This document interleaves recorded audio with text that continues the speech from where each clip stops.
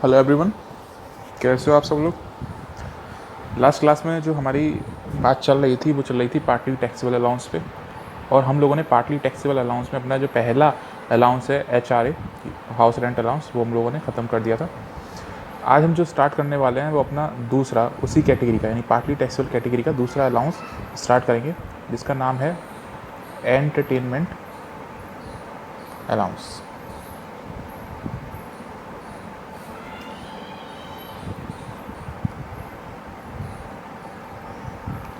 जिसको कि हिंदी में बोला जाता है मनोरंजन भत्ता। ठीक है, एंटरटेनमेंट अलाउंस। तो एंटरटेनमेंट अलाउंस है क्या, पहले वो समझ लेते हैं। तो सीधी सी बात है, हमें ये पता है कि जितने भी अलाउंसेस होते हैं वो एम्प्लॉयर द्वारा दिए जाते हैं। और किसको दिए जाते हैं? अपने एम्प्लॉय को दिए जाते हैं। अब आप बोलोगे कि सर ये बात तो बहुत नहीं बताई आपने। ठीक है, तो जितने भी अलाउंसेस दिए जाते हैं वो एम्प्लॉयर पे करता है, और किसको पे करता है? अपने एम्प्लॉय को पे करता है। तो ऐसे ही एंटरटेनमेंट अलाउंस भी किसको दिया जाएगा? एम्प्लॉय को दिया जाएगा। कौन देगा? उसका एम्प्लॉयर देगा। अच्छा, अब बात आती है कि एंटरटेनमेंट अलाउंस क्यों देगा। ठीक है, तो ये तो सीधी सी बात है कि एम्प्लॉय ही देता है एम्प्लॉय को, लेकिन क्यों मिलेगा? तो दो रीज़न होते हैं एम्प्लॉय को एंटरटेनमेंट अलाउंस मिलने के। ठीक है, तो वो समझ लेते हैं। तो पहला रीज़न क्या होता है? तो पहला रीज़न होता है कि for to employee for himself, यानी किसको मिलता है? एम्प्लॉय को मिलता है। और किस लिए मिलता है? खुद के लिए मिलता है। जैसे कि एम्प्लॉयर है, अपने एम्प्लॉय को सैलरी देता है 10,000 पर मंथ, और उसके साथ साथ वो उसे महीने में 500 रुपये पर मंथ अलग से दे देता है। किस लिए? जैसे कि मान के चलते हैं कि एम्प्लॉयर है ए और एम्प्लॉय है बी।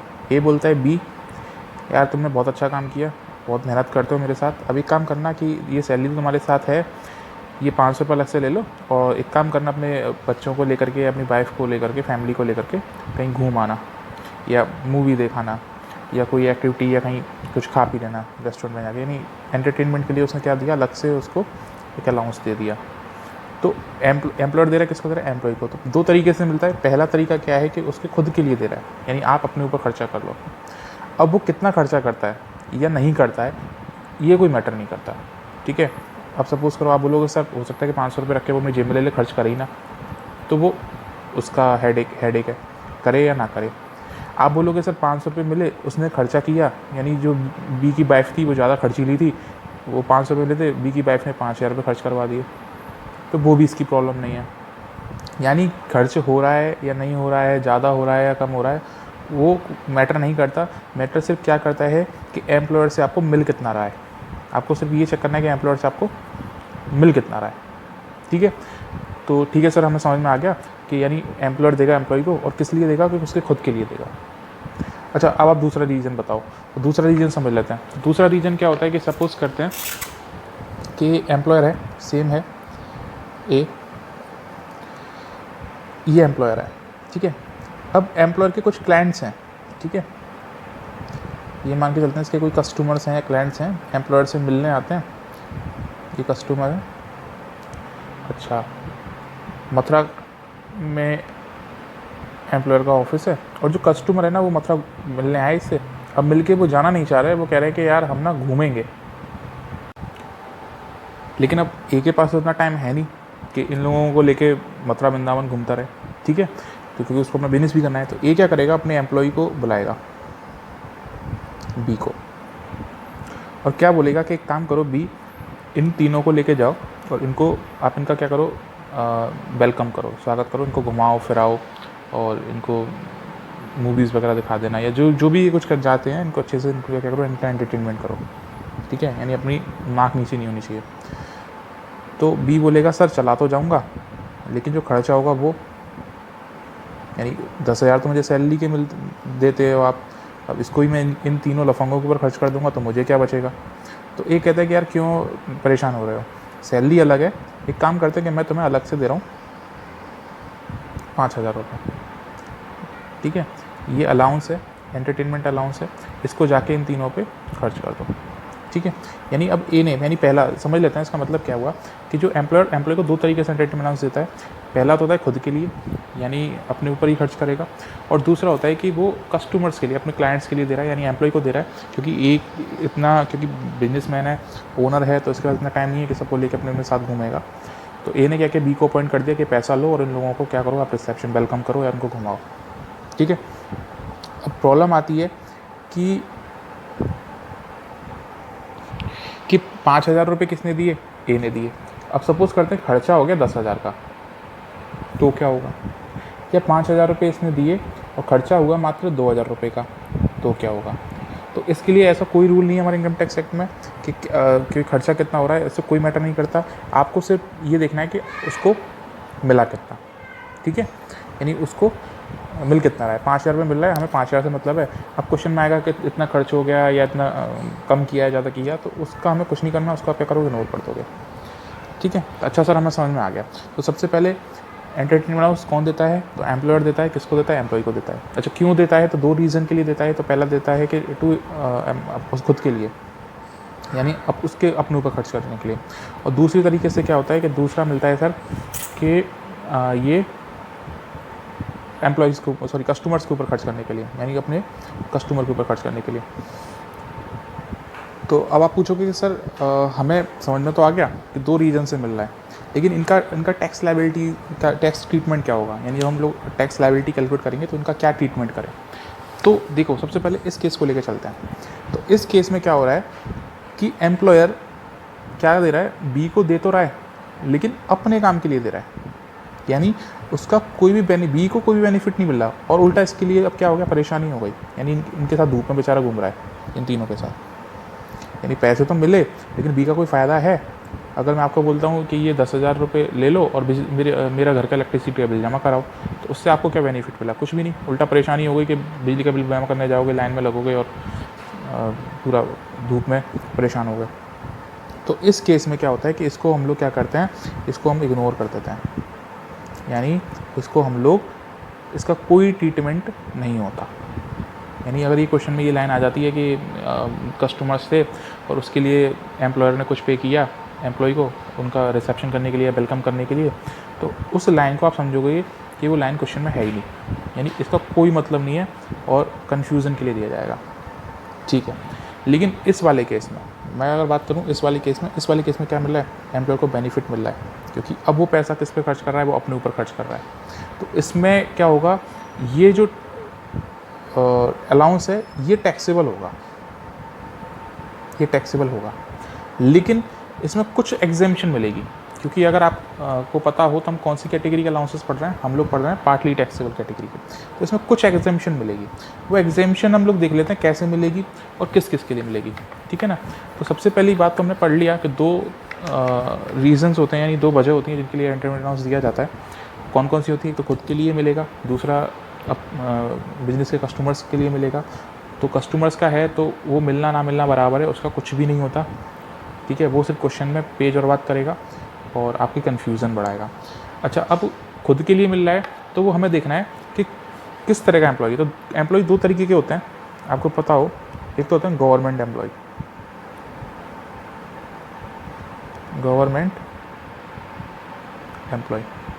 और दूसरे होते हैं हमारे नॉन गवर्नमेंट एम्प्लॉय, यानी प्राइवेट सेक्टर वाले।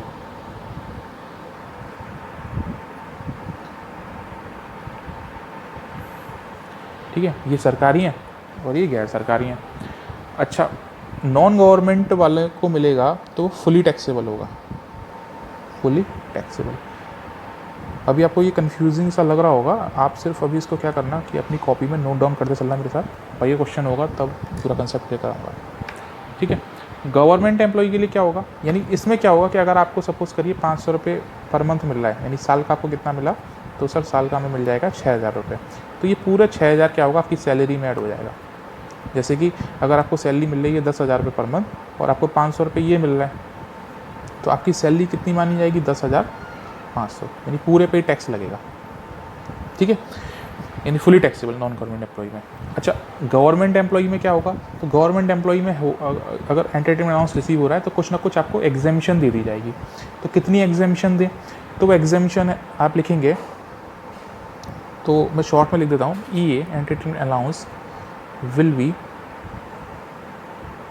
exempt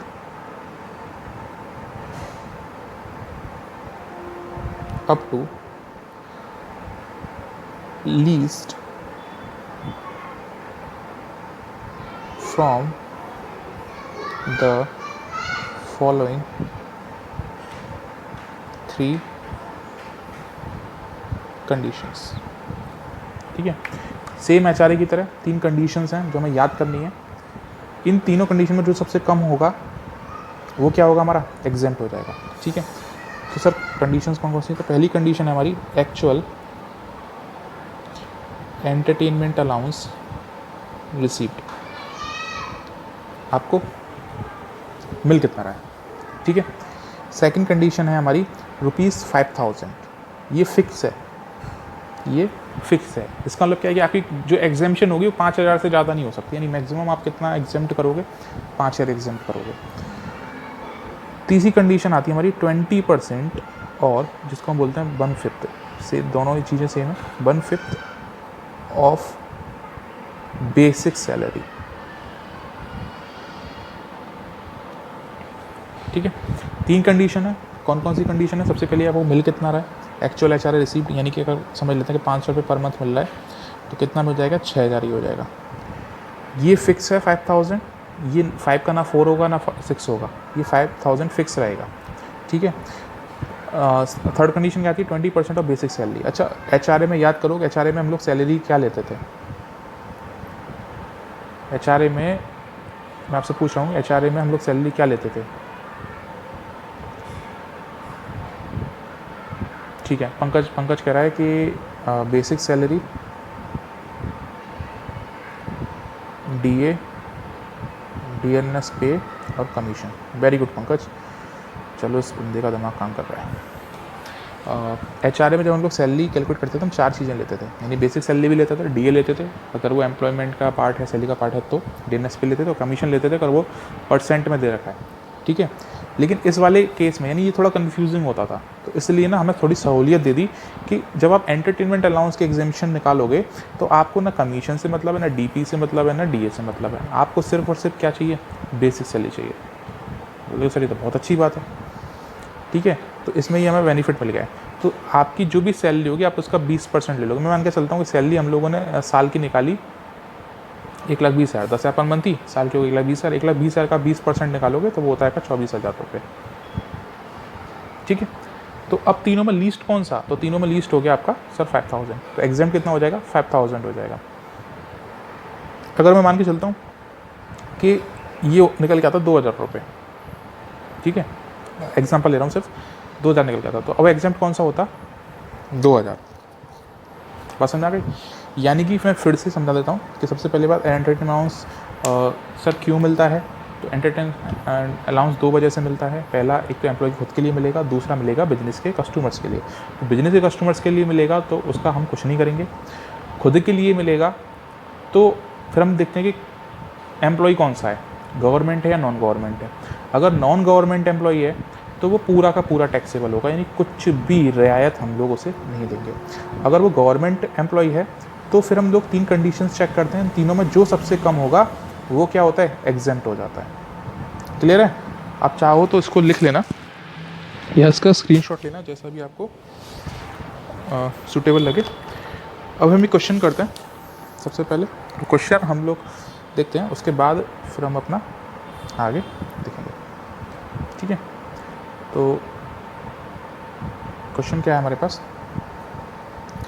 in the following cases compute the exempted amount of entertainment allowance. तो आपसे क्या पूछ रहा है, एग्जेम्प्टेड अमाउंट किस चीज़ के लिए, एंटरटेनमेंट, और दूसरा है गवर्नमेंट एम्प्लॉय।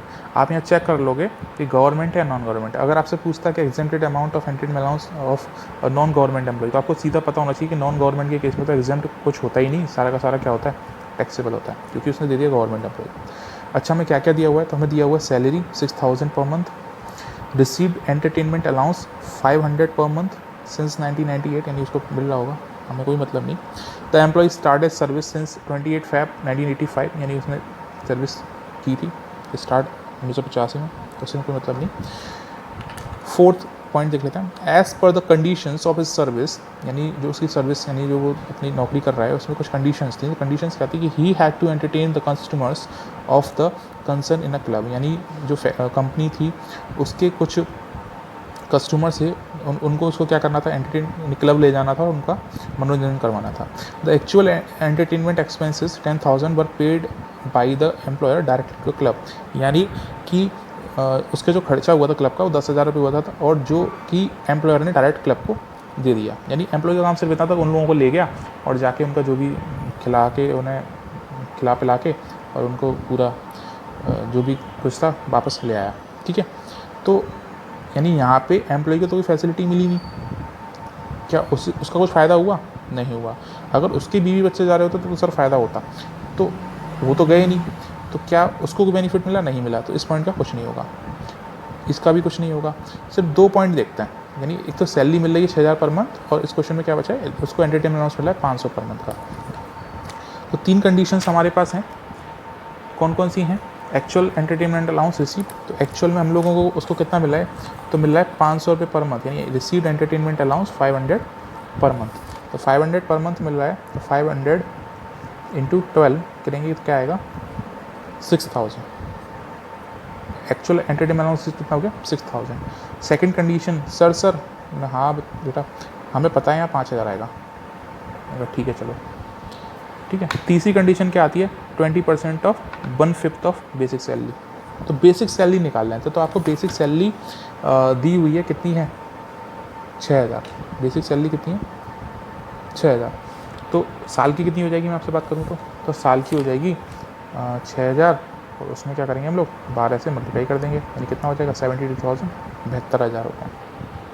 ठीक है, 72,000 का आप क्या करोगे, आप निकालोगे 20%।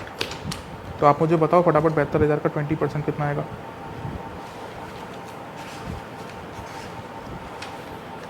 बहत्तर हज़ार का 20%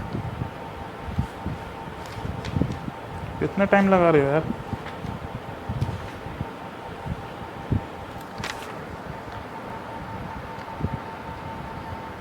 बहत्तर हज़ार का 20% बताओ जल्दी। सस्ती कह रही है 14,400, तो मैं मान के चल रहा हूँ सस्ती सही बता रही है। तो तीसरी कंडीशन की जो वैल्यू आ गई वो आ गई आपकी 14,400। ठीक है, अब मैं आपसे पूछ रहा हूँ कि तीनों में सबसे कम कौन सा, क्या एग्जाम्प्ट होगा। तो सीधी सी बात है, तीनों में मैंने बताया था कि तीनों में जो सबसे कम होगा वो क्या होता है, एग्जाम्प्ट होता है। तो इन तीनों कंडीशन में सबसे कम कौन सा, 5,000। तो एग्जाम्प्ट भी कितना होगा, 5,000। ठीक है सर, मैंने कहा हाँ बेटा। अगर सर इसमें टैक्सेबल पूछा जाता तो हम लोग क्या करते, तो मैंने कहा बहुत बढ़िया क्वेश्चन पूछा है, टैक्सेबल पूछा जाता तो हम लोग क्या करते। तो देख लेना टैक्सेबल, अगर हमसे पूछता टैक्सेबल,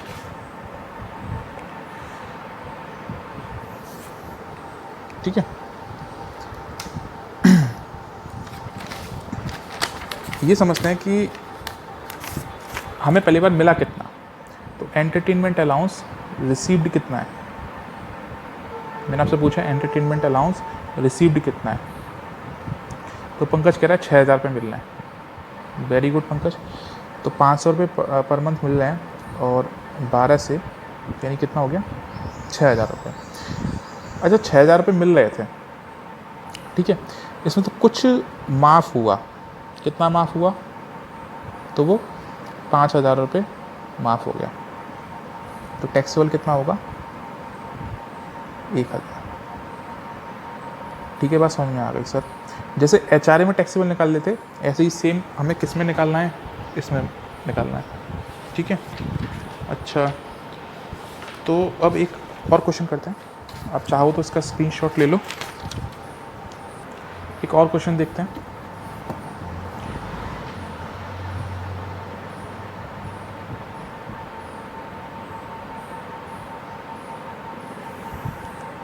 सैलरी जो अब दी है आपको वो दी है 8,000 पर मंथ। ठीक है, यानी सैलरी कितनी है, 8,000 पर मंथ।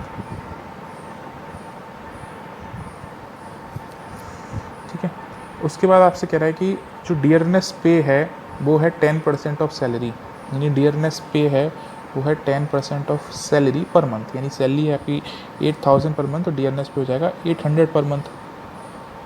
वैसे डीए का कुछ होता नहीं, क्योंकि मैंने पढ़ा है कि सिर्फ हम लोग क्या लेंगे, बेसिक सैलरी लेंगे, लेकिन एचआरए वाली कंडीशन में हम लोग डीए को इंक्लूड करते थे, पर यहाँ पे ऐसा नहीं है। अच्छा, तीसरा पॉइंट और जो मेन पॉइंट है वो कह रहा है कि received entertainment allowance 1600 per month, यानी आपको कितना मिल रहा है, 1600 पर मंथ। और आपको क्या निकालना है, एग्जेम्प्टेड निकालना है, ठीक है, कर सकते हो। मैं आपको 2 मिनट दे रहा हूँ, 2 मिनट दे रहा हूँ, और आप कोशिश करो इसको करने की।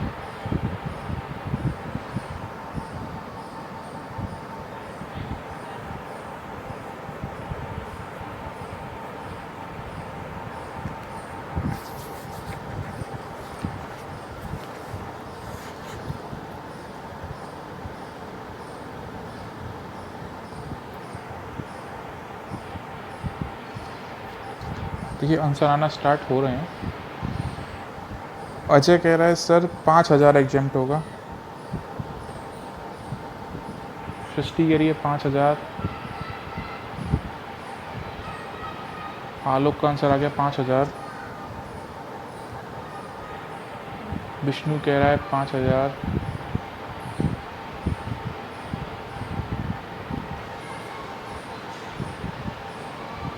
और नितिन कह रहा है सर समझ में नहीं आया, गधे नितिन।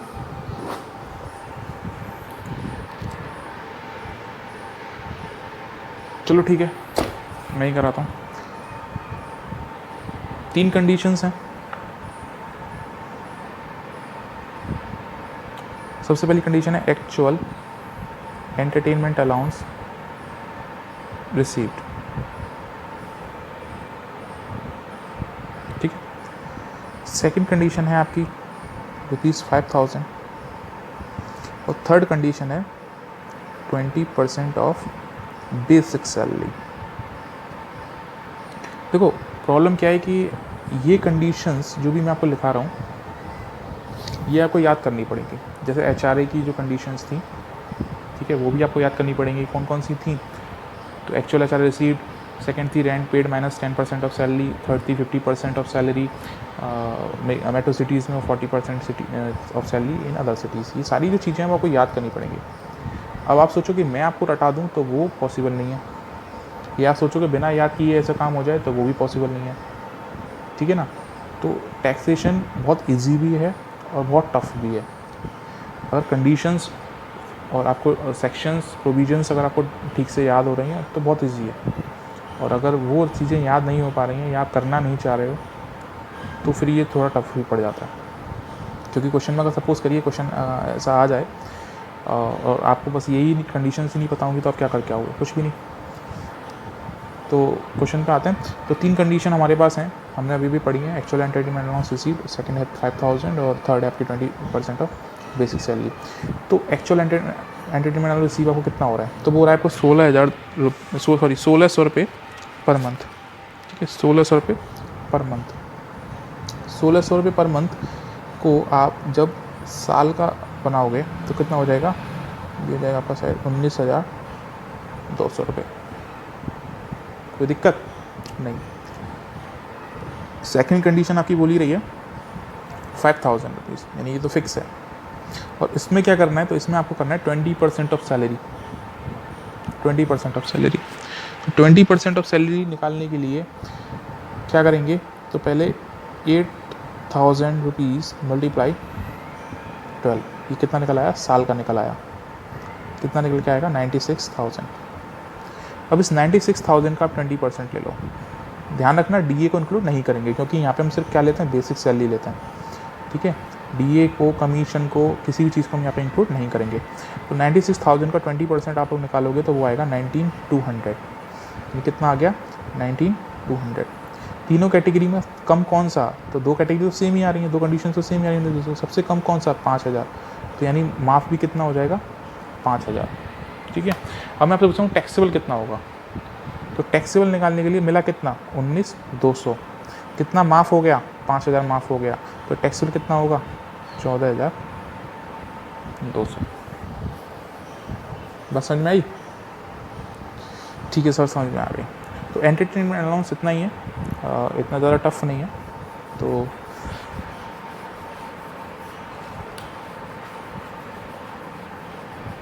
बाकी क्वेश्चंस मैं आपको क्या करूँगा, अब मैं होमवर्क देना स्टार्ट करूँगा, हो सकता है नेक्स्ट क्लास से, क्योंकि मुझे लग रहा है कि मैंने जो बेस बिल्डअप करना था वो शायद मैं कर चुका हूँ।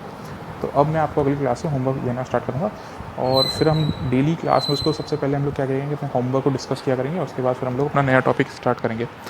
ठीक है, ठीक है। पार्टली टैक्सेबल अलाउंस में हम लोगों ने 2 अलाउंस अभी कंप्लीट कर लिए, HRA और एंट्री अलाउंस। तीसरा जो अलाउंस आता है हमारे पास, वो आता है हमारे पास ट्रांसपोर्ट अलाउंस।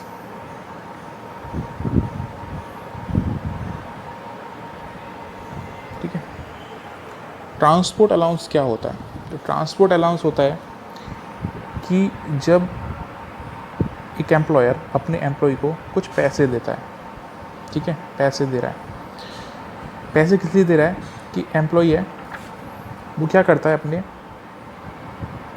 अपने घर से कहाँ जाता है, प्लेस ऑफ वर्क, यानी जहाँ पे वो काम कर रहा है, ठीक है, और वहाँ से क्या करता है, लौट के आता है। उसके लिए कुछ खर्चा भी होगा, पैसे भी लगेंगे। सपोज़ करिए कि मथुरा में उसका किसी एम्प्लॉय का घर है और वो वृंदावन में क्या करता है, जॉब करता है, ठीक है, वृंदावन में जॉब करता है। तो मथुरा से वृंदावन जाने के लिए क्या करता है उसका एम्प्लॉयर, उसको 40 रुपये पर डे देता है, कि 20 रुपये जाने का 20 रुपये आने का, ठीक है। तो ये 40 रुपये पर डे को हम लोग क्या बोलेंगे, ट्रांसपोर्ट अलाउंस, ठीक है। महीने का कितना हो गया, आप लगा सकते हो 1200 रुपये। तो 1200 हम एक तरीके से बोलेंगे कि वो 1200 रुपये पर मंथ उसे क्या मिल रहा है, ट्रांसपोर्ट अलाउंस मिल रहा है। तो बात समझ में आ गई, ट्रांसपोर्ट अलाउंस क्या होता है? तो ट्रांसपोर्ट अलाउंस सर होता है कि एम्प्लॉयर एम्प्लॉई को देता है। अच्छा, क्यों देता है? तो उसके घर से उसके ऑफिस तक जाने के लिए देता है, और उसके जाने ऑफिस से घर आने के लिए देता है, यानी उसके जिसको हम बोलते हैं रेसिडेंस, ठीक है। अगर उसको लीगल भाषा में मैं बोलूँ तो इसको हम लोग बोलते हैं रेसिडेंस से उसके ऑफिस जाने के लिए देता है, ऑफिस से घर आने के लिए देता है। तो ये इसमें भी कुछ ना कुछ एग्जेम्पशन मिलती है। तो बात कर लेते हैं एग्जेम्पशन कितनी मिलती है, ठीक है। तो ट्रांसपोर्ट अलाउंस समझ में आ गया कि सर घर से ऑफिस, ऑफिस से घर। अब एग्जेम्पशन कितने की मिलेगी? तो देखो, एग्जेम्प्ट यानी मैं शॉर्ट में बताऊँ, T A means transport allowance will be exempt, आप लिखते जाओगे मेरे साथ, अप टू ₹1600 पर मंथ, ठीक है। Transport allowance will be exempt up to ₹1600 per month, यानी 1600 रुपये पर मंथ तक हम लोग क्या कर रहे हैं, माफ़ कर रहे हैं, ठीक है। सेकंड क्या है, in case of blind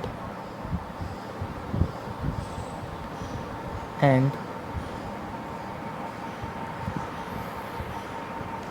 orthopaedically disabled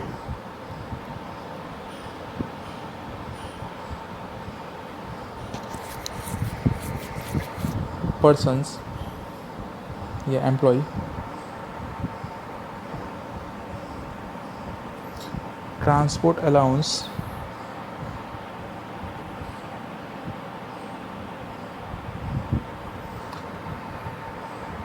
will be exempt up to ₹3200 पर मंथ, ठीक है। बात समझ में आई? सर थोड़ी थोड़ी आ गई और थोड़ी थोड़ी नहीं आई, तो जो नहीं आई है उसको मैं समझा देता हूँ। तो तो ट्रांसपोर्ट अलाउंस जैसे मैंने बताया कि एक एम्प्लॉय को मिलता है अपने घर से ऑफिस जाने के लिए और ऑफिस से अपने घर वापस आने के लिए, ठीक है।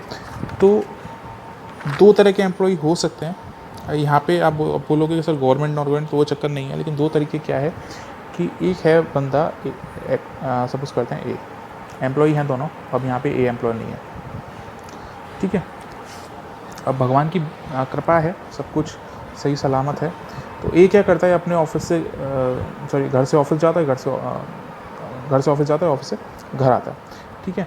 तो उसका एम्प्लॉयर क्या देता है, उसको 2000 रुपये पर मंथ देता है, क्या, ट्रांसपोर्ट अलाउंस, यानी सैलरी से अलग।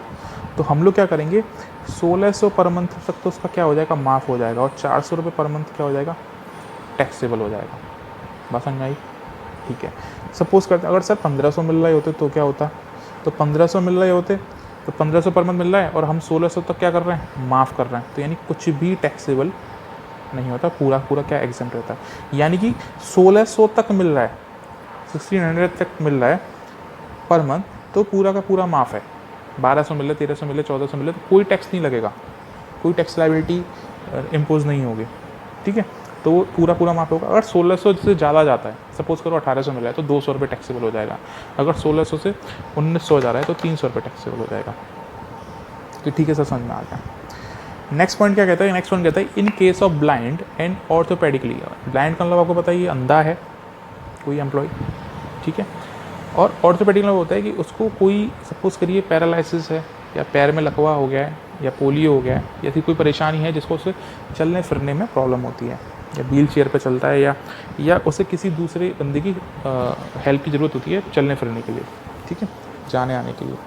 तो उस केस में उसको जो 1600 था उसको डबल कर दिया, यानी डबल कर दिया, और उसको अब कितना कर दिया, 3200 रुपये पर मंथ। यानी 3200 तक हम उसको क्या करेंगे, माफ़ करेंगे, और 3200 से ऊपर जाएगा तो फिर क्या हो जाएगा, टैक्सेबल हो जाएगा। सर ऐसा क्यों होता है? तो सीधी सी बात है कि ये नॉर्मल बंदा है, अकेला जा सकता है, अकेला आ सकता है, इसको तो मतलब ना खुला सांड है, इसको तो कहीं भी छोड़ दो, अपने आप जाएगा और अपने आप लौट फिर घर आ जाएगा। तो इसके लिए कितना है, 1600। वो बेचारा, उसको दूसरे की हेल्प चाहिए, यानी अगर ये जाएगा तो ये इसको उसके साथ जाना पड़ेगा।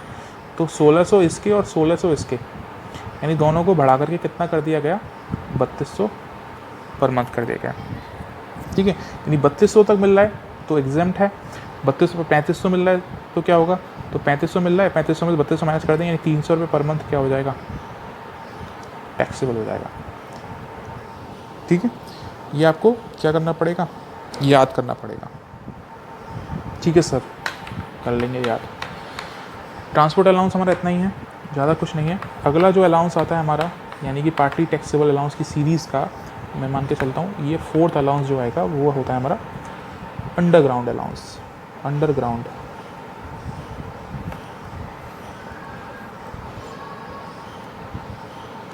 अंडरग्राउंड अलाउंस क्या होता है, तो underground allowance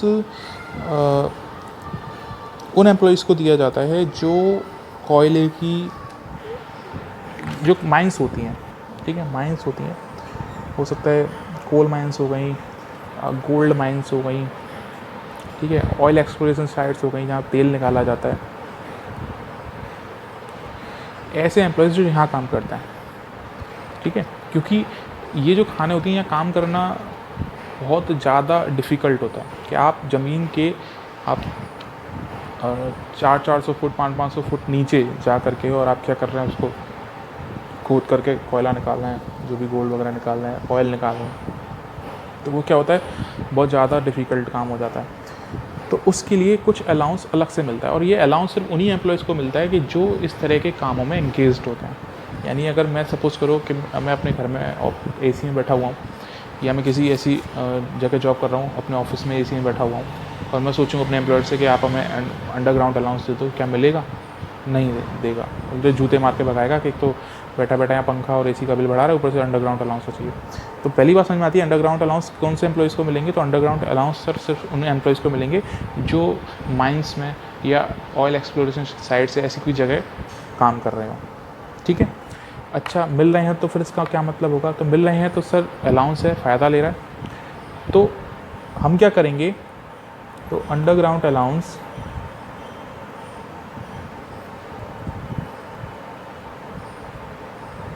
will be exempt up to ₹800 per month. यानी अंडरग्राउंड जो अलाउंस होगा वो कितना है, 800 रुपये पर मंथ तक क्या है, एग्जेम्प्ट है। 800 रुपये से ऊपर होगा तो वो टैक्सेबल हो जाएगा, 800 रुपये से ऊपर होगा तो वो टैक्सेबल हो जाएगा। सर जैसे आप समझो कि 1000 रुपये मिल रहे हैं उस बच्चे को, या ठीक है जो भी बेचारा उसमें काम कर रहा है, ठीक, 1000 रुपये पर मंथ मिल रहे हैं, तो साल का कितना हो गया सर, साल का हो गया 12,000। क्या बच्चों से सवाल करते हो, 12 का मल्टीप्लाई कर दो, ठीक है, तो 12,000 हो गए। तो कितना माफ़ होगा, 800 रुपये पर मंथ माफ़ होगा, तो साल का कितना माफ़ हो जाएगा, तो 9600 रुपये माफ़ हो जाएगा। तो कितना टैक्सेबल हो जाएगा, तो सर हाँ 2400 रुपये हम लोग क्या करेंगे, टैक्सेबल कर देंगे। सर 15,000 मिल रहा होता तो क्या करते, तो 15,000 मिल रहा है तो ये तो बढ़ जाएगा, पर ये मैक्सिमम लिमिट है 800, आप इसके बियॉन्ड नहीं जा सकते। आप सोचो कि ये बढ़ रहा है तो ये मैक्सिमम लिमिट कितनी है, 800, ना 800 से कम ना 800 से ज़्यादा। यानी आपको याद रखना है कि ट्रांसपोर्ट अलाउंस कितना एग्जेम्प्ट होता है, 1600 रुपये नॉर्मल एम्प्लॉयज़ के केस में, और बेचारा अगर ब्लाइंड है या कोई ऑर्थोपेडिकली आपका हैंडीकैप्ड है तो उसके केस में 3800 हो गया। अंडरग्राउंड कितना होता है, तो 800। अब ये आपको दिमाग में मतलब घुस जाना चाहिए कि बंदा आपको अगर रात को 2 बजे भी उठा के पूछे कि भाई बताओ अंडरग्राउंड अलाउंस, तो आप तुरंत बोलोगे नींद में ही कि हाँ 800 रुपये पर मंथ। आपसे पूछा ट्रांसपोर्ट अलाउंस, तो नींद में ही बोलोगे 1600 रुपये पर मंथ। तो वो चीज़ आपकी हो जानी चाहिए, ठीक है। तो समझ में आया सर, अंडरग्राउंड अलाउंस किसको मिलता है, जो माइंस में और ऐसी खानों वगैरह में बेचारे काम करते हैं उन लोगों को मिलता है। और कितना मिलता है, तो सर मिल तो कितना भी सकता है, लेकिन 800 रुपये पर मंथ तक हम लोग क्या करते हैं, एग्जेम्प्ट करते हैं। यानी इसकी जो मैक्सिमम लिमिट है वो 800 रुपये पर मंथ है, और उसके आगे फिर वो क्या हो जाएगा सर, वो टैक्सेबल हो जाएगा। चलो बहुत अच्छी बात, ठीक है। पार्टली टैक्सेबल अलाउंस की सीरीज़ का 5वां जो अलाउंस आता है वो आता है हमारा चिल्ड्रन एजुकेशन अलाउंस।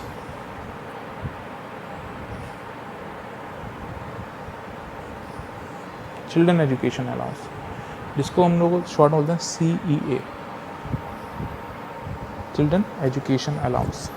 तो ये क्या मिलता है, तो चिल्ड्रन एजुकेशन अलाउंस पहले लिख लेते हैं। तो it is exempt at the rate 100 per month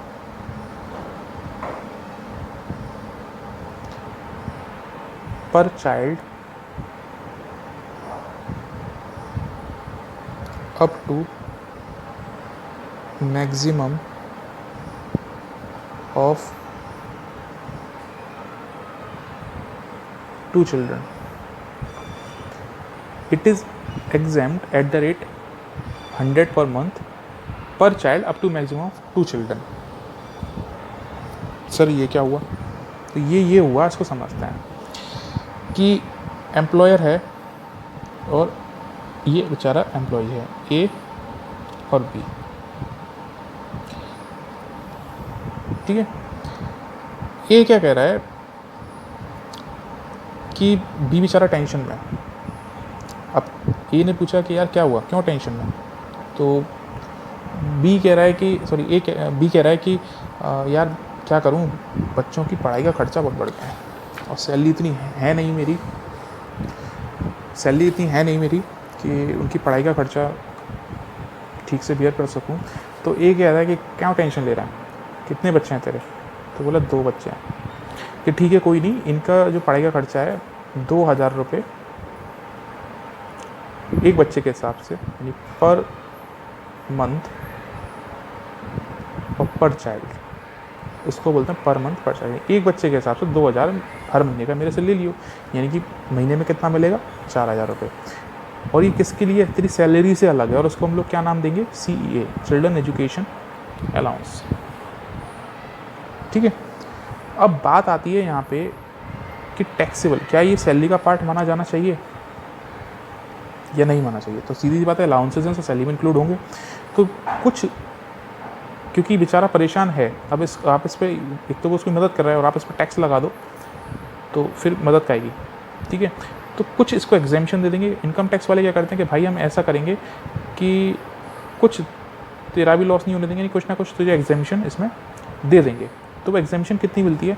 तो वो एग्जामिशन मिलती है 100 रुपये पर मंथ पर चाइल्ड, यानी कि एक बच्चे पे हम लोग 100 रुपये पर मंथ, यानी कि साल का कितना हो गया 1200 रुपये। एक बच्चे पे हम लोग कितने की एग्जामिशन देंगे? 1200 की एग्जामिशन देंगे। और मैक्सिमम कितना देंगे? 2 बच्चों तक। अगर 2 बच्चे हैं तो हम कितना देंगे? 2400 रुपये देंगे। अगर 3 बच्चे हैं तो कितना देंगे?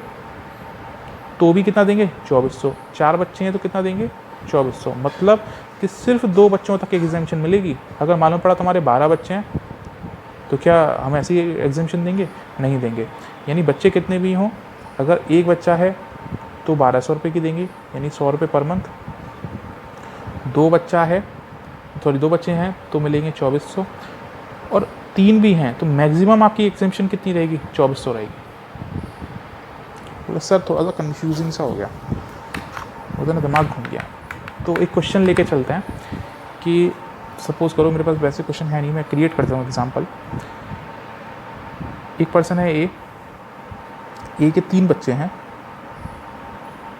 3 चिल्ड्रन, और इसका जो एम्प्लॉयर है सपोज करते हैं एक्स, तो एम्प्लॉयर से इसको क्या मिल रहा है? 1000 रुपये पर मंथ पर चाइल्ड। इसको क्या मिल रहा है? CEA मिल रहा है, चिल्ड्रन एजुकेशन अलाउंस मिल रहा है। तो इसका कैसे हमें पता करना है कि इसका टैक्सेबल या इसका पोस्टमार्टम कैसे करना है? पोस्टमार्टम समझ रहे हो आप, कि आप इसका टैक्सेबल कैसे निकालें, एग्जाम कैसे निकालें, तो कैसे करेंगे? तो सबसे पहले हमें मिल कितना रहा है, तो हम निकाल लेते हैं कि total children education allowance received. तो हमने रिसीव्ड कितना किया? तो सर 1000 रुपये मिल रहा है पर मंथ, ठीक है, 1000 पर मंथ मिल रहा है। तो साल का कितना हो जाएगा? 12 महीने मल्टीप्लाई करेंगे। और पर चाइल्ड यानी एक बच्चे का 1000 है, तो 3 बच्चे कितना हो जाएगा? मल्टीप्लाई कर देंगे। तो उसको जो टोटल मिलेगा वो उसका कितना मिलेगा? तो वो मिलेगा सर 36,000 रुपये। बात समझ में आई? एक बच्चे का, कुछ लोगों को दिमाग में नहीं घुसेगा तो घुसा रहा हूँ, तो एक बच्चे का 1000 पर मंथ मिल रहा है। एम्प्लॉय के 3 बच्चे हैं तो 3 बच्चे के लिए कितना मिलेगा? 3000 पर मंथ।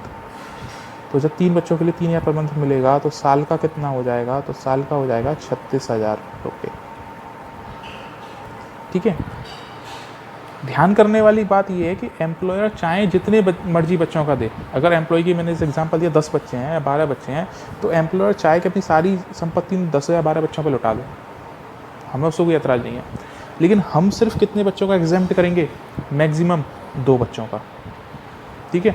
तो हम कितना एग्जाम्प्ट करेंगे? तो सर हमें ना याद है, क्या याद है कि हम लोग एग्जाम्प्ट करते हैं 100 रुपये पर मंथ, तो यानी कि और पर चाइल्ड मैक्सिमम 2 चिल्ड्रन, यानी हम सिर्फ 2 बच्चों का माफ़ करते हैं 100 रुपये पर मंथ। और यानी 100 रुपये यानी 2 बच्चों का है तो कितना हो जाएगा? 200 रुपये पर मंथ। और साल का कितना हो जाएगा? 2400। यानी हम कितना माफ़ करेंगे? 2400। कितना टैक्सेबल हो जाएगा? तो सर ये हो जाएगा 33,600 रुपये टैक्सेबल। बात समझ में आ गई सर? बात समझ में आ गई, ठीक है। आलोक पूछ रहा है कि सर अगर एक बच्चा हो तो क्या करेंगे? बहुत अच्छा क्वेश्चन आलोक। मान के चलते हैं एम्प्लॉय का एक ही बच्चा है, ठीक है, एक ही चाइल्ड है, तो टोटल CA इसको कितना मिलेगा? तो वो मिलेगा, एक बच्चे का 1000 मिल रहा है पर मंथ, ठीक है, तो साल का कितना हो जाएगा? 12,000। एग्जाम्प्ट भी कितने का होगा? सिर्फ एक बच्चे का होगा, ठीक है। तो कितना हो जाएगा? 1200 रुपये। तो कितना, इसको अगर माइनस करें तो हो जाएगा 10,800। बात समझ आ गई? आ गई। तो समझने वाली बात क्या है? तो समझने वाली बात ये है कि अगर क्वेश्चन में एक बच्चे के लिए CA मिल रहा है, एक बच्चे के लिए CEA मिल रहा है, तो आप सिर्फ एक का ही एग्जाम्प्ट करोगे। अगर 2 बच्चे के लिए CA मिल रहा है तो आप सिर्फ 2 का ही एग्जाम्प्ट करोगे। अगर 3 के लिए, 4 के लिए, 5 के लिए, या मैं कह रहा हूँ वो धृतराष्ट्र से 100 बच्चे हैं, तो आप सिर्फ कितना एग्जाम्प्ट करोगे?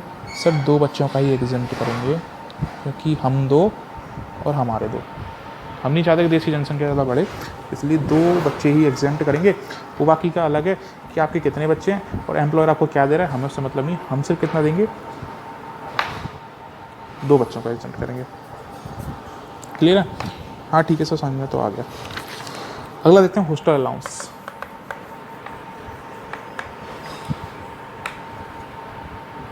यानी चिल्ड्रन हॉस्टल अलाउंस। ये सेम क्या है, ये सेम है आपका CA, ठीक है, CA जैसा। यानी वहाँ पे बच्चे की पढ़ाई के लिए खर्चा मिल रहा था, यहाँ पे अगर वो बच्चा हॉस्टल में पढ़ रहा है तो क्या होगा, ठीक है।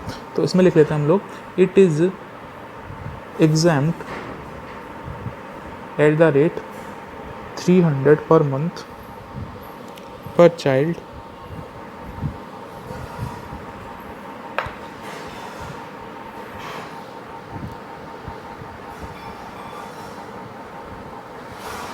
up to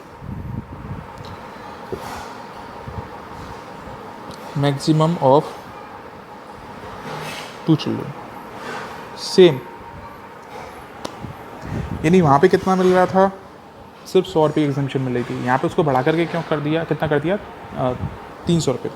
क्यों कर दिया, क्योंकि हॉस्टल खर्चा ज़्यादा होता है। अब आप बोलोगे सर 300 रुपये में कौन से हॉस्टल मिल रहा है, तो वो इनकम टैक्स वाले जाने, क्योंकि जो चलता हुआ आ रहा है वो चल रहा है, ठीक है। ऐसे तो 100 रुपये में पढ़ाई भी नहीं होती, लेकिन जो रेट चल रहा है वो चल रहा है। जब अमेंडमेंट आएगी, जब इसको चेंज किया जाएगा, तब हम भी कर देंगे, ठीक है। देश का कानून है, उसमें थोड़ा ना बदलाव कर सकते हैं, ठीक है। तो एग्जाम्पल लेते हैं, वही ए है, इसका एम्प्लॉयर है X। ए को क्या मिल रहा है, एक बच्चा है, पहले लेके चलते हैं आलोक वाला एग्जाम्पल। एक बच्चा है, एक बच्चे के लिए 1000 रुपये पर मंथ उसको मिल रहा है हॉस्टल अलाउंस। तो उसको मिल कितना रहा है, 12,000 साल का पर मंथ। अगर 1000 है तो साल का कितना हो जाएगा, हम लोगों को साल का ही लेना है, तो साल का कितना हो गया, 12,000 हो गया। एग्जाम्प्ट हम लोग कितना करते हैं, तो अब ये आपको याद होना चाहिए कि सर ने बताया था कि हम लोग 300 रुपये पर मंथ माफ़ करेंगे, यानी 3600 रुपये साल का माफ़ करेंगे। मैक्सिमम कितना माफ़ होगा, 300 रुपये पर मंथ माफ़ होगा, साल का कितना हो जाएगा, 3600 रुपये। तो 12,000 मिल रहे हैं, हम 3600 रुपये माइनस कर देंगे तो कितना माइनस हो जाएगा, ये हो जाएगा 8,400 रुपये। ये क्या हो जाएगा आपका, टैक्सेबल। कोई दिक्कत नहीं, दिक्कत। हम एक दूसरा एग्जांपल लेते हैं कि अब एक चिल्ड्रन नहीं है, 2 चिल्ड्रन, सॉरी एक चाइल्ड नहीं है, 2 चिल्ड्रन है। तो 2 चिल्ड्रन का कितना मिलेगा, तो एक का मिल रहा है 1000 पर मंथ, तो 2 का मिलेगा 2000 पर मंथ। 2000 पर मंथ से साल का कितना होगा, 24,000 रुपये। हम एक का माफ़ कर रहे हैं 3600, तो 2 का माफ़ करेंगे 7200, तो ये कितना हो जाएगा, 16,800 रुपये, ठीक है। अब हम इसी को थोड़ा सा और आगे एक्सटेंड करते हैं कि अब 2 चिल्ड्रन नहीं है, अब कितने चिल्ड्रन है, 3 चिल्ड्रन है। तो 3 चिल्ड्रन का कितना मिल रहा है, तो एक का मिल रहा था 12,000, 2 का मिल रहा है 24,000, तो 3 का कितना मिलेगा, 36,000। आप बोलोगे सर एक का 3600 एग्जाम्प्ट हो रहा है, 2 का 7200 एग्जाम्प्ट हो रहा है, तो तीसरे का कितना होगा, 10,800 होगा। नहीं, क्योंकि हम लोग कितना एग्जाम करते हैं, मैक्सिमम 2 चिल्ड्रन, 2 से ज़्यादा हम माफ़ करेंगे ही नहीं, चाहे आपके 10 ही क्यों ना हो। आप ले रहे हो, हमें कोई प्रॉब्लम नहीं है, लेकिन हम माफ़ मैक्सिमम कितना करेंगे, 7200 का, ठीक है। 2 हो, 2 से ज़्यादा हो, आप माफ़ से कितना करोगे, 2 बच्चों का। तो इसको इसमें से हम लोग डिटेक्ट कर लेंगे, तो ये आएगा आपके पास 28,800। ये आपका हो गया CEA, sorry children hostel allowance, CHA। एक जो लास्ट अलाउंस हमारे पास बचा है, अलाउंसेस कई सारे हैं, लेकिन मैं आपको वही अलाउंस करवा रहा हूँ जो आपके सिलेबस है, क्योंकि आपको पता है कि हम लोग BCom और BBA के लिए प्रिपेयर कर रहे हैं। तो सिर्फ जो अलाउंस मुझे लग रहा है आपके सिलेबस से इंपॉर्टेंट हैं, वो लोग हम लोग भी डिस्कस कर रहे हैं। और आगे जब क्वेश्चन में कोई नया अलाउंस सब ऐसे अगर आता है, तो हम इसको उसी टाइम पे उसके बारे में बात कर लेंगे। लेकिन अभी के लिए जो आपका लास्ट अलाउंस है, क्योंकि आज हम अलाउंस ख़त्म कर रहे हैं यहाँ, तो आपका जो अलाउंस बचता है वो बचता है स्पेशल अलाउंस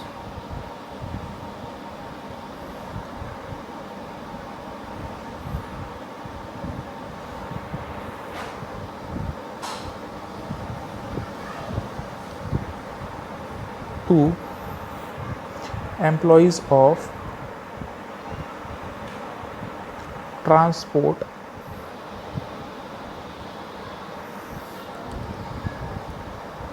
एजेंसीज। ठीक है, सॉरी मैं कह रहा था लास्ट नहीं है, इसके अलावा भी कुछ अलाउंसेस रह गए, वो हम थोड़ा अगली क्लास में डिस्कस करेंगे। छोटे छोटे से अलाउंसेस हैं। ठीक है, तो special allowance to employees of transport agencies. Transport agencies का मतलब क्या होता है कि ऐसे एम्प्लॉयज़ जो ट्रांसपोर्ट सेक्टर में जॉब करते हैं। ट्रांसपोर्ट सेक्टर मतलब सर जैसे कि रेलवेज़, जैसे कि रोडवेज़, मेट्रो। ठीक है, तो ऐसे जो एम्प्लॉयज़ होते हैं तो उनको क्या मिलता है, एक अलग से अलाउंस मिलता है। क्यों? बेचारे दिन रात ट्रेन वगैरह चलाते रहते हैं, बसेस चलाते रहते हैं, ट्रक चलाते रहते हैं। ठीक है, तो उनको क्या मिलता है, ये अलग से। एयरलाइंस सेक्टर भी इसमें आ जाता है, एयरलाइन सेक्टर भी इसमें आ जाता है। तो ऐसे एम्प्लॉयज़ को कुछ अलाउंस अलग से मिलता है, जिसको हम बोलते हैं special allowance to employees of transport agencies. And transport agency में जो इंगेज होते हैं उनको एक अलग से अलाउंस मिलता है। ठीक है, क्योंकि एक जगह से दूसरी जगह घूमते रहते हैं, तो सीधी सी बात है कि अभी एक ड्राइवर है, ठीक है, मथुरा है और वो बस चलाता है रोडवेज़ की आगरा या दिल्ली मान के चलते हैं। दिल्ली मतलब मथुरा से दिल्ली जाता है और दिल्ली से मथुरा आता है, फिर मतलब चक्कर लगाता रहता है। तो सैलरी तो आप उसे दे रहे हो, लेकिन क्या वो मथुरा से दिल्ली जाने में अब जब भूख लगेगी तो खाना भी खाएगा? ठीक है, अगर वो किसी ऑफिस में जॉब करता तो घर से लंच लेके आता, लेकिन यहाँ पे वो पॉसिबल नहीं है। कपड़े भी धुलवाएगा, अपने प्रेस करवाएगा, यूनिफॉर्म होगी या उसके खुद के कपड़े होंगे। अगर घर पे जॉब करता या घर से आना उसका जाना कंपलसरी होता तो घर से कपड़े धुले हुए मिलते, लेकिन यहाँ पे उसे अलग से कराना पड़ता है। रास्ते में पानी भी पिएगा। ठीक है, कई सारे उसे खर्चे होते हैं, तो वो खर्चे कौन बियर करेगा? भले ही आप उसे सैलरी दे रहे हो मथुरा दिल्ली मतलब बस चलाने की, लेकिन वो जो खर्चे एक्स्ट्रा खर्चे हैं वो कौन बियर करेगा? तो उसके लिए हम लोग एक अलग से अलाउंस देते हैं, उसको हम बोलते हैं स्पेशल अलाउंस। वो अलाउंस क्या होता है? तो वो अलाउंस एग्जेम्प्ट अप टू, ठीक है, 2 कंडीशंस हमें दी गई हैं। तो पहला आता है 10,000 पर मंथ, 10,000 पर मंथ। ठीक है, और दूसरा आता है आपका और 70% of such allowance which ever is exempt. यानी जो भी आपका माफ़ हो, मतलब सॉरी जो भी आपका विच एवर इज एग्जेम्प्ट, मैंने गलत लिख दिया, विच एवर इज सॉरी मेरा दिमाग पता नहीं कहाँ चला गया। विच एवर इज लेस, दोनों में से जो कम हो उसको हम लोग क्या करेंगे? एग्जेम्प्ट। तो which ever is less would be exempt. ठीक है, समझ लेते हैं कि एक ड्राइवर है या कोई भी रेलवेज़ का मान के चलते हैं या रोडवेज़ का मान के चलते हैं, बस का, ट्रेन का, उसको मिला 1 लाख रुपए। ठीक है, अलाउंस मिल गया, 1 लाख रुपए अलाउंस मिल गया। तो इस अलाउंस का 70% कितना होगा? 70,000। 10,000 पर मंथ कितना हो गया? 1,20,000। कितना एग्जेम्प्ट हुआ? दोनों में कम कौन सा? 70,000। तो कितना एग्जेम्प्ट होगा? 70,000। टैक्सेबल कितना होगा? 30,000। अगर सर 10 लाख रुपए मिल रहा होता तो 10 लाख मिल रहा होता, 10 लाख का 70% कितना होता? 7 लाख। ठीक है, 7 लाख में से दोनों में सबसे कम कौन सा? तो 1,20,000। तो अब माफ़ कितना करते? 1,20,000। टैक्सेबल कितना होता? तो होता सर 8,80,000। बात समझ में आई? यानी आपको क्या करना है? 10,000 पर मंथ। अब पर मंथ का क्या चक्कर है? आप बोलोगे सर 1,20,000 क्यों नहीं लिया हमने? तो हो सकता है कि आपको पूरे साल अलाउंस मिल रहा है तो आप 10,000 मतलब पूरे 12 का मल्टीप्लाई करोगे। अगर आपको 6 महीने का मिल रहा हो, आप बोलोगे 50,000 6 महीने का मिल रहा है, ठीक है, तो कितना होगा, मतलब 10,000 पर 15,000 रुपये पर मंथ मिल रहा है आपको एग्जाम्पल, लेकिन 6 महीने तक मिला, तो आपको कितना मिल गया होगा 90,000। 90,000 में आपने कितना लिया, 6 महीने का मिला है तो 60,000 वो, और इसका 70% यानी 63,000। क्या कम, 60,000 कम है, तो उसका मतलब से क्या करेंगे, 60,000 रुपये कर दोगे, एक्सेम्प्ट कर दोगे, ठीक है।